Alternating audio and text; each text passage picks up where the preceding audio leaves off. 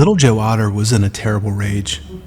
It was a bad beginning for a beautiful day, and Little Joe knew it. But who wouldn't be in a rage if his breakfast was taken from him just as he was about to eat it?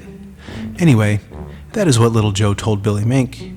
Perhaps he didn't tell it quite exactly as it was, but he was badly frightened at the time. I was sitting on the bank of the Laughing Brook beside one of the little pools, He told Billy Mink. and was just gonna eat a fat trout I had caught when who should come along but that great big bully, Buster Bear. He took that fat trout away from me and ate it as if it belonged to him. I hate him. If I live long enough, I'm gonna get even with him. Of course, that wasn't nice talk, and anything but a nice spirit. But Little Joe Otter's temper is sometimes pretty short, especially when he is hungry, and this time he had had no breakfast.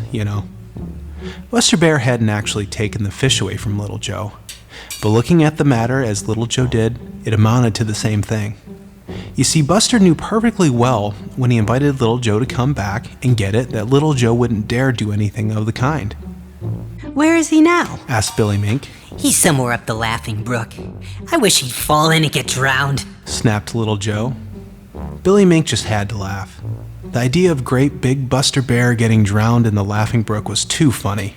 There wasn't water enough in it anywhere except down in the Smiling Pool, and that was on the Green Meadows, where Buster had never been known to go. Let's go see what he's doing, said Billy Mink. At first, Little Joe didn't want to, but at last his curiosity got the better of his fear, and he agreed. So the two little brown-coated scamps turned down the Laughing Brook, taking the greatest care to keep out of sight themselves. They had gone only a little way when Billy Mink whispered, "Shh, there he is." Sure enough, there was Buster Bear sitting close beside a little pool and looking into it very intently.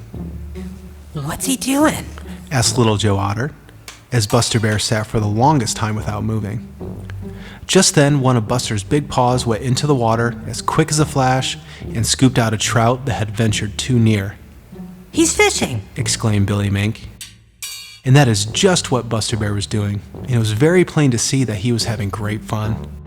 When he had eaten the trout he had caught, he moved along to the next little pool.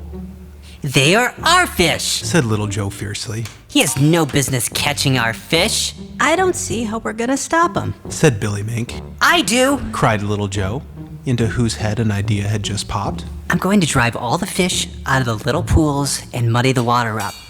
Then we'll see how many fish he will get. Just you watch me get even with Buster Bear."